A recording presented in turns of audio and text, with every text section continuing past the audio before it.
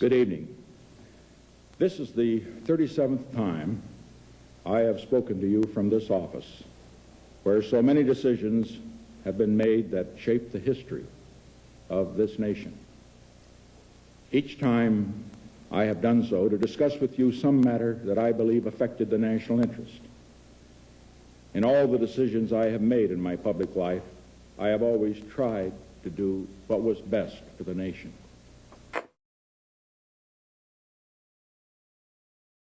This is our final lecture on the 1960s civil rights era, and it begins with the resignation of President Richard Nixon in 1974. With Nixon's exit, his vice president, Gerald Ford, became president of the United States. Gerald Ford was a very modest man. He grew up in Michigan. He played football. He was elected to Congress, became minority leader of the House. He served on the Warren Commission on the assassination of John F. Kennedy, and he played a lot of golf. Ford's overall persona was that he was sort of Eisenhower light. That was the intended brand, more or less. But Ford inherited a deeply bitter country. Bitter because of Vietnam, because of Watergate, because of the 60s. What America really needed at this point was a strong president, someone with a sense of humor and a sense of direction. Instead, it got Gerald Ford, whose first and only major decision was to pardon Richard Nixon. Ford pardoned Nixon for, and I quote, this is a quote, all offenses against the United States which he has committed or may have committed, end of quote, during his presidential term. Immediately, his approval rating dropped almost 25%. Incredible political body blow. Nobody's approval rating drops 25% that fast. People concluded that there was some kind of sneaky quid pro quo, that Nixon had made Ford vice president for just this reason, to pardon him. But that wasn't it. Ford just didn't want the country to go through watching Nixon get indicted and possibly put into prison. It may have been that Ford should have insisted on a public apology from Nixon and more forthcoming information about his papers and tapes. In any event, Ford never really recovered politically from the Nixon pardon, and he was not taken very seriously by the political establishment, his own or the opposition's. And so the country went into a post-Vietnam War economic slump and a period of shock, really, with a well-meaning but ineffectual man as president. Say what you like about Richard Nixon, he had two sides. One was paranoid and sleazy and weird and imperialistic, as in his and Secretary of State Henry Kissinger's supporting the overthrow of Salvador Allende, president of Chile, in 1970. But another side of Nixon was decidedly Lincoln-esque, innovative and flexible and open to change. Nixon did some good things domestically during his years in office, things that objectively put him to the left of lots of Democrats today. Republicans may get all weepy about Nixon and his legacy, but they would never want the domestic Richard Nixon back at this point, never. Here's Nixon's domestic record. He increased spending on Social Security. He increased spending on Medicare and Medicaid. Who said this on television in 1971? Quote, if we can get this country thinking not of how to fight a war, but of clean air, clean water, open spaces, of a welfare reform program that will provide a floor under the income of every family with children of America, a new approach to government, reform, education, health, then we will have the lift of a driving dream. That's Richard Nixon on television in 1971. I'll vote for that guy. In 1969, Richard Nixon proposed to provide a guaranteed minimum income to every U.S. family, the Family Assistance Plan. $1,600 for a family of four plus food stamps.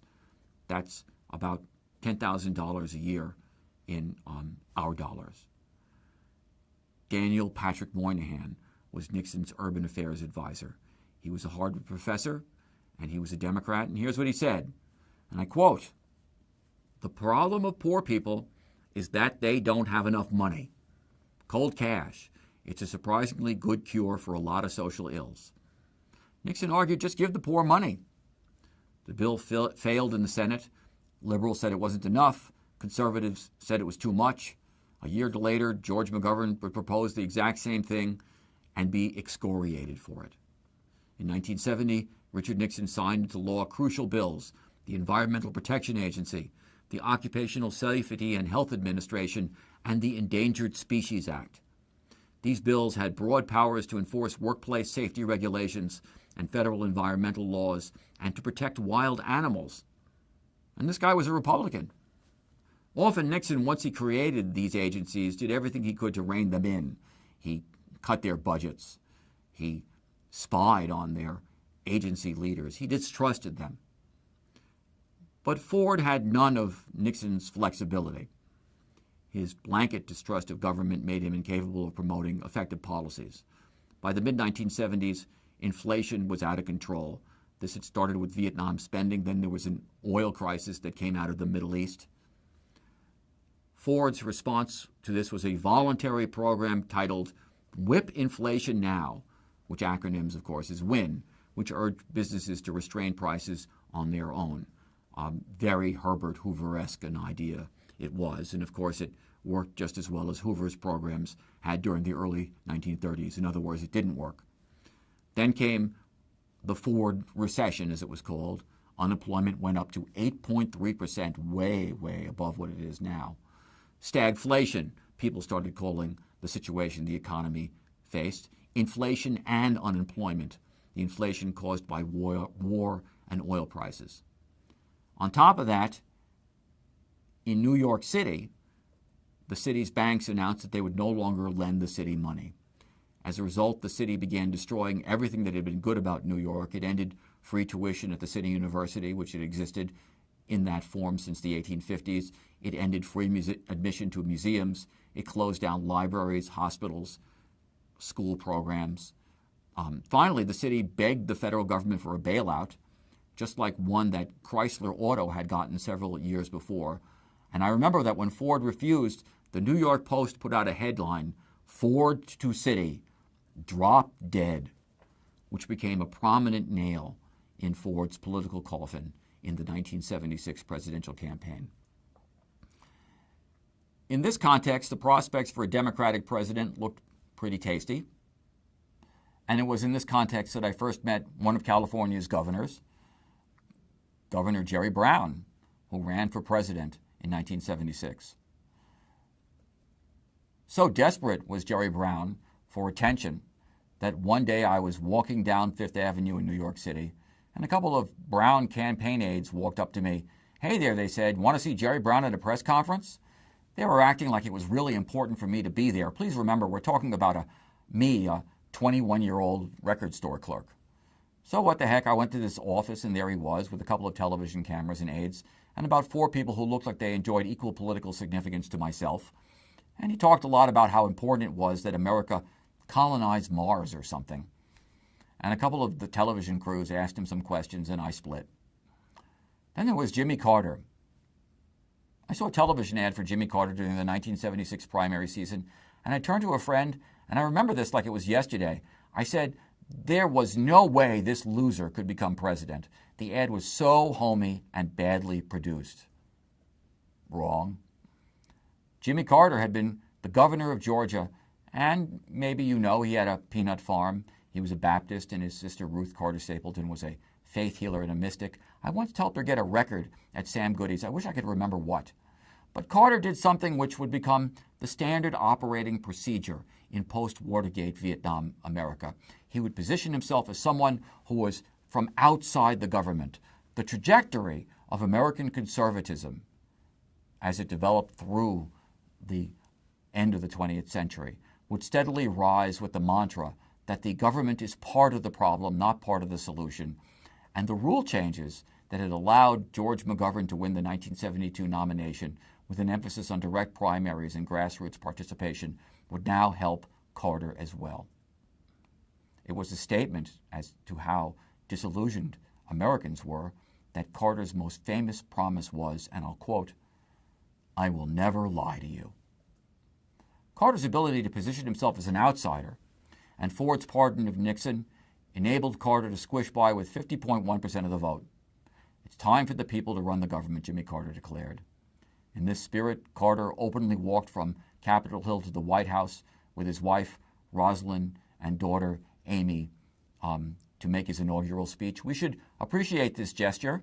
a president, a senator, and the nation's leading minister, Martin Luther King Jr., had been assassinated in the previous decade. 2 attempts were made on Ford's life, one by a former Charles Manson associate, and an attempt would be made on future President Ronald Reagan as well.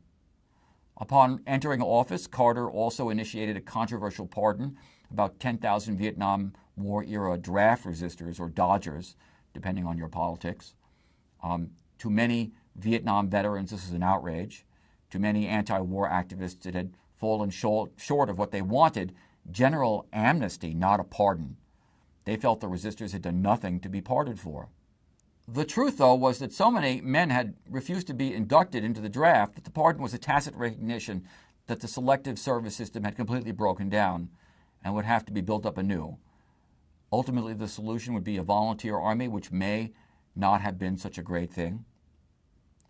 Carter also hired minorities to the White House in record numbers, among them Andrew Young Jr., one of Martin Luther King Jr.'s comrades.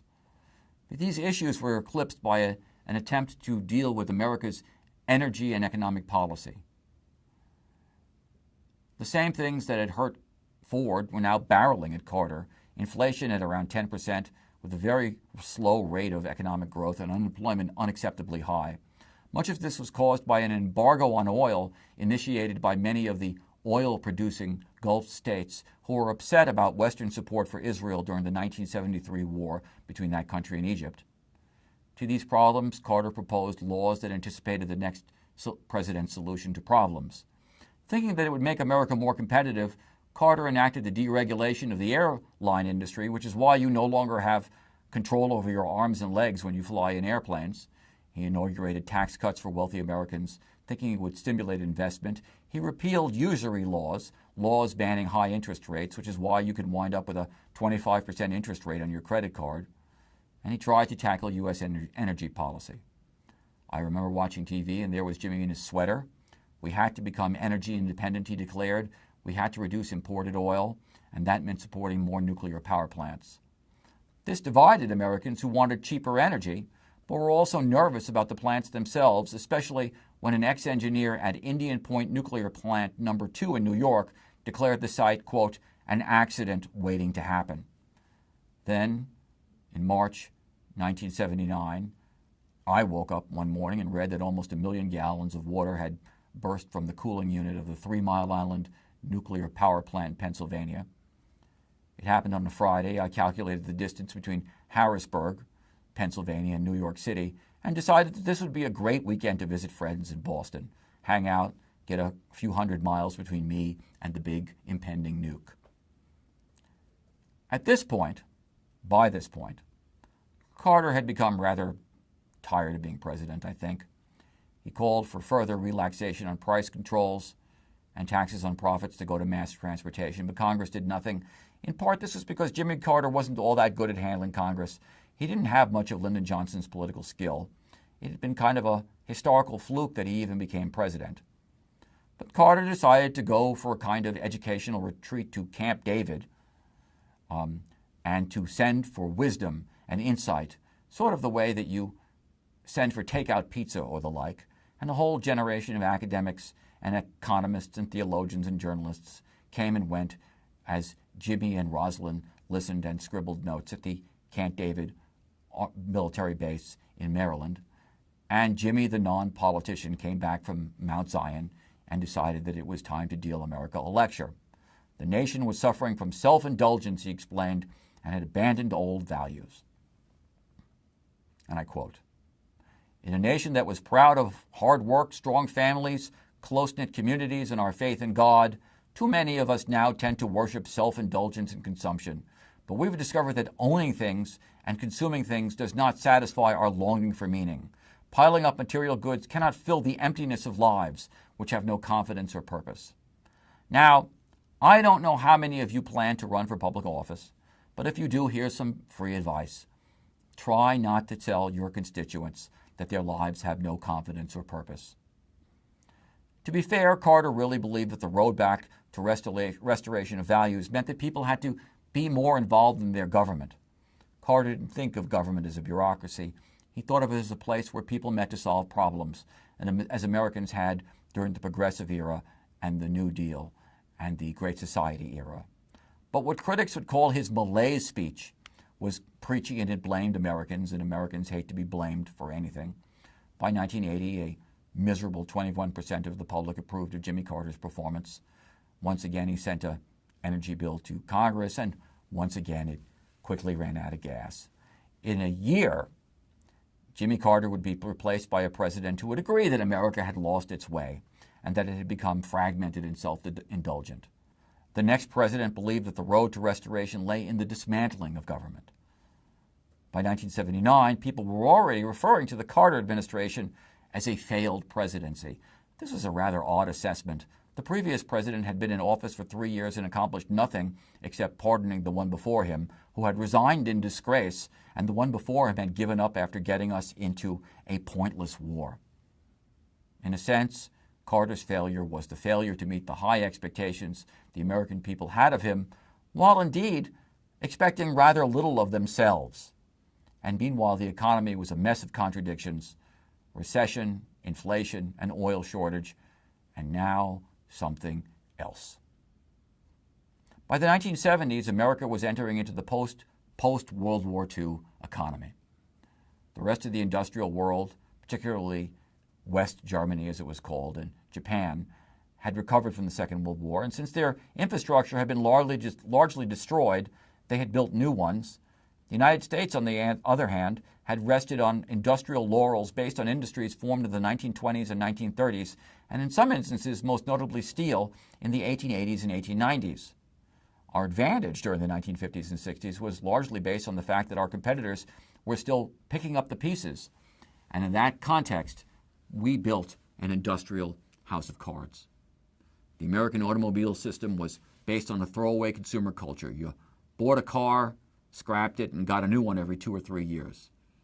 Anyone here know what Buicks looked like in the 1960s? You didn't park them. You docked them. They were like boats, and they guzzled gas like a 14-year-old drinks orange soda. It was in this context that Japan came in and kicked our butts. The West German and Japanese philosophies of government were simple: subsidize business for competition on the global market. While we were spending billions on the military, they spent billions on subsidies and loans for Sony, Honda, and Volkswagen. After all, we were spending all that money defending them. Why should they?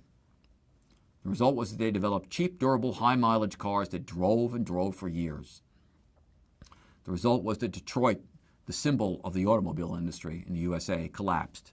And suddenly, all these great believers in free enterprise and the survival of the fittest, most notably Chrysler's CEO, Lee Iacocca, went to the government and asked for a $1.5 billion federal loan guarantee. But these last-minute fixes couldn't stop the reality. The rest of the world was catching up with the USA. While the USA was fighting godless communism, they were developing new ways to make computers, cameras, cars, and steel. And so the decline in unionized Rust Belt industries began. As your textbook explains, in 1971, for the first time in the 20th century, the United States experienced a trade deficit. That is, it imported more goods than it exported. By 1980, nearly 3/4 of goods produced in the United States were competing with foreign-made products, and the number of manufacturing workers, 38% of the American workforce in 1960, had fallen to 28%. I hitchhiked around the USA in the late 1970s and early 1980s, and I visited Flint, Michigan, and Gary, Indiana, and all the things people were saying were true.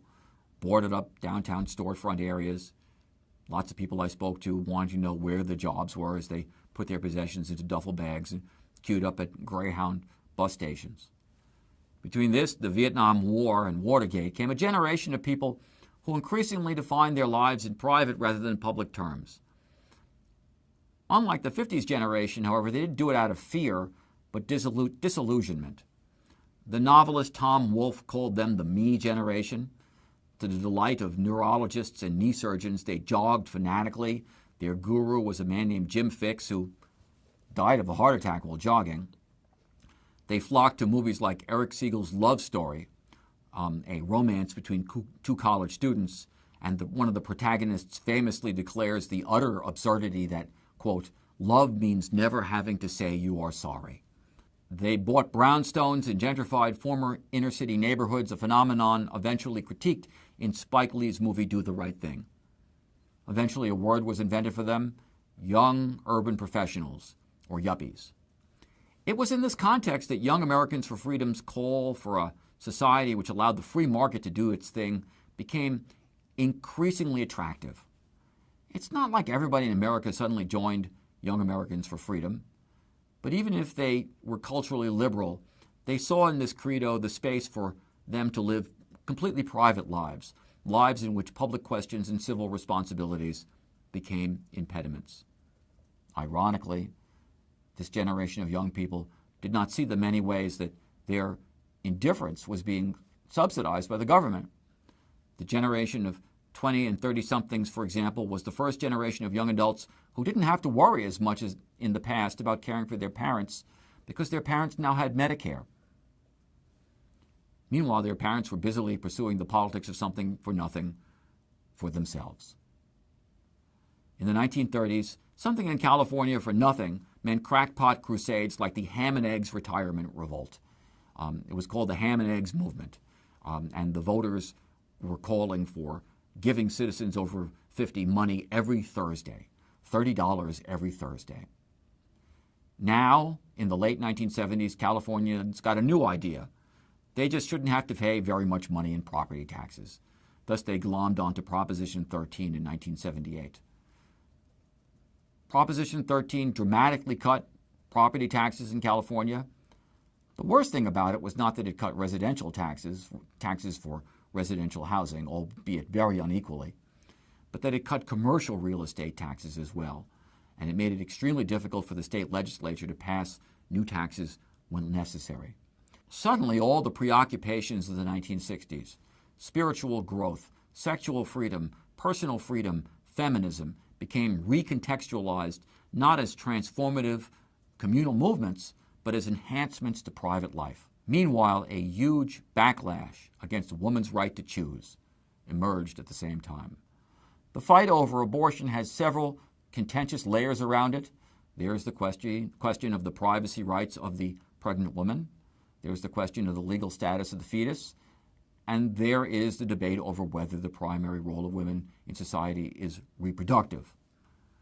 While a scientific and theological debate over abortion has always taken place, both sides have tended also to differ over the extent to which women should be able to make decisions independent of their role as birth givers.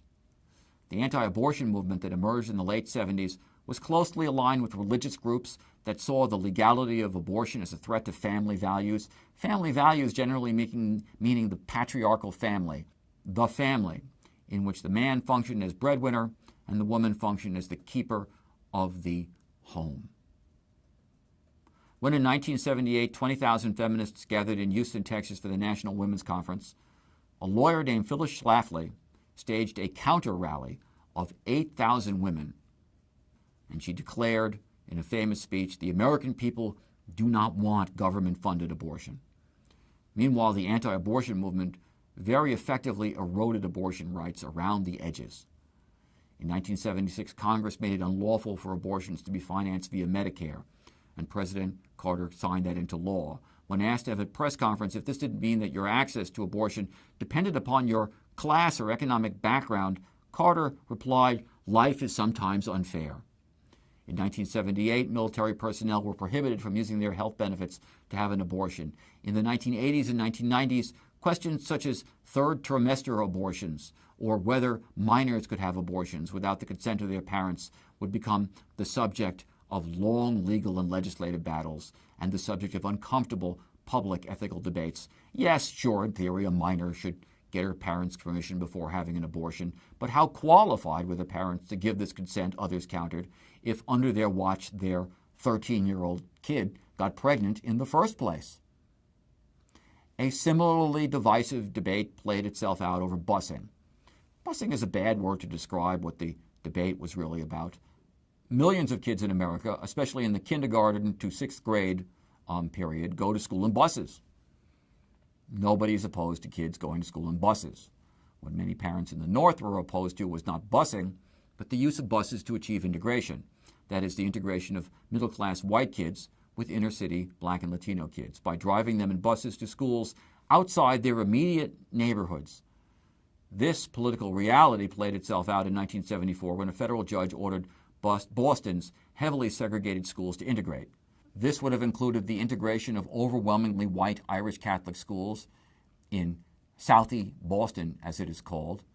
Like New York City, New Orleans, and Philadelphia, these areas were sites of struggle between blacks and white Irish for jobs, particularly jobs at the waterfront. When South Boston High School was integrated, white students boycotted classes. They stoned black students coming in from nearby Roxbury. A white student was stabbed. 135 black students were trapped in the school, surrounded by an angry mob. A furious white anti-busing activist attempted to impale a black lawyer with a flagpole outside of Boston City Hall. The courts backed suburban white districts who sued against federal busing plans. As a result, by the 1990s, public schools in the North were sometimes more segregated than those in the South, especially North Carolina and Virginia. Then came the fight over affirmative action that continues to this day. As the job economy began to contract, the generosity of whites towards preferential hiring systems began to fade. At my alma mater, UC Davis, an applicant named Alan Backey sued the school, arguing that he was better qualified than the minority students who had been admitted under Davis's quota system. In a 1978 Supreme Court decision, the High Court ordered Davis to admit Backey. Schools could use race as a factor in admissions, the court ruled, but they couldn't establish quotas. To millions of Americans, the way out of all this tension and conflict was the church, particularly the evangelical church. Jimmy Carter was a born-again Christian. Bob Dylan came out as a born-again Christian. So did former Black Panther Eldridge Cleaver. By 1978, a very large percentage of the adult population declared themselves evangelical Christians. Evangelicism hit everywhere, not just Christianity. The Muslim church, especially the Nation of Islam, spread through Black America, although the nation is controversial within the Islamic world because it identifies its own Elijah Muhammad as a prophet, in addition to Muhammad of the 8th century. Evangelical Jewish denominations, such as the ultra-Orthodox Lubavitchers in Brooklyn, became enormous. In fact, so powerful did their late leader Menachem Schneerson become that he actually wielded influence in the Israeli Knesset, its parliament, his power coming from New York Jews who had relocated to the occupied West Bank of Israel. But Christian evangelicism definitely won out on the convert front. They used the media brilliantly, radio, television, paperbacks, to spread their message, which was often rooted in biblical prophecy. If you read the book of Revelation, you'll find that just about any ominous thing that is happening today can be used to predict the imminent second coming of Christ. And of truth, Christ exists not in chronological time, but in cosmological time, right? Christ was, is, and always will be, so his coming is always imminent. But a vast literature emerged about the imminent second coming. First will come the rapture, the raising of all believers above the earth, followed by the time of troubles, and finally the return of Christ to reign on earth. This was the meat and potatoes of such persona as Jerry Falwell and Pat Robertson, as well as the less personally durable Reverend Jimmy Swaggart of Louisiana and Jim and Tammy Faye Baker of South Carolina, all of whom would fall to financial or sexual scandals. By 1978, it was pretty clear that the country was about to veer politically very much to the right. For 15 years, the right had been mobilizing behind the scenes, creating political action committees and think tanks and organizing centers. Now they were ready to ride the crest of a wave of post-1960s disillusionment. In the 1930s, the Republicans were marginalized as the party of the plutocrats. In the 1960s, they were marginalized as the disgraced party of Joe McCarthy. Now they were back, stronger than ever, as the grassroots party of the angry white suburban middle class, angry about abortion, angry about busing, angry about affirmative action, angry about taxes, and they would bring into Congress a new wave of representatives, plus thousands of anti-abortion state legislators across the nation. But the fall of the Carter administration would not be sparked by any or all of these cultural and political trends, but by a crisis emerging 7,000 miles away. Jimmy Carter was, in terms of American foreign policy, a human rights idealist. He agreed with groups like Amnesty International, which grew enormously in the 1970s, especially after the group won a Nobel Peace Prize in 1977. Amnesty International broke through the divide between communist and non-communist countries in terms of thinking about government repression of individuals. The group publicly denounced any and all governments that suppressed the rights of their citizens, no matter what their politics. In 1978, in the name of human rights, Carter broke off aid to the brutal military dictatorship governing Argentina, which kidnapped its own citizens to maintain its dictatorship. He denounced government-linked death squads in El Salvador, which is in Central America. He refused to invade Nicaragua after murderous U.S. ally Anastasio Somoza was overthrown in 1979 by a popular revolution. He brought Israel and Egypt together and brokered a peace agreement between them in 1978. But even Jimmy Carter could not break out of the stranglehold of the Cold War. On December 1979, the Cold War reasserted itself when the Soviet Union invaded Afghanistan. The Russians invaded Afghanistan because they feared that its pro-Soviet government was about to be overthrown by Islamic fundamentalists, and they were afraid that this trend would spread throughout the eastern regions of the USSR, where many Islamic-based peoples lived. But the USSR's attempt to maintain hegemony in their region was interpreted by Carter as an attempt by Moscow to take over the world. On January 23, 1980, the president proclaimed the Carter Doctrine, as it was called. The Soviets had gotten too close to the Persian Gulf. To the amazement of the USSR, whose leaders simply saw this as an attempt to keep their perimeter under control, Carter called their invasion, quote, the most serious threat to world peace since World War II. He declared that any attempt by outside forces to gain control of the Persian Gulf would be seen as a threat to the United States. Of course, like Eastern Europe in the 1940s, what could he do about it? Not much. So he pulled the United States out of the 1980 Moscow Olympics, losing the Olympic television watcher vote throughout the country. But ultimately, the spread of Islamic fundamentalism would not hurt the Russians so much as President Carter. The Iranians, just to the south of Afghanistan, deeply resented the rule of Shah Reza Pahlavi. The Shah had been installed after the United States helped overthrow the regime of Mohammad Mossadegh, who had nationalized the Anglo-Iranian Oil Company under Iranian control.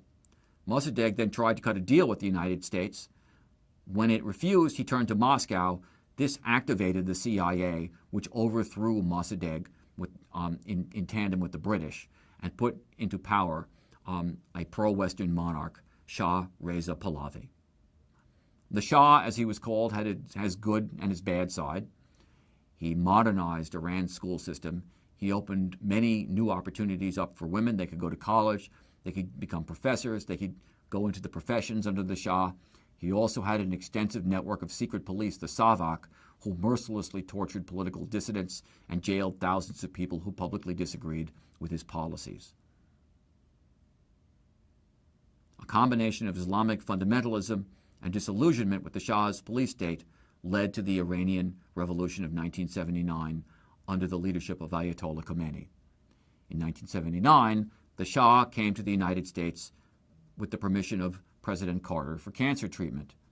In response, Khomeini, who called the United States the Great Satan, gave his approval to a student occupation of the U.S. Embassy in Tehran and the seizure of 76 American hostages.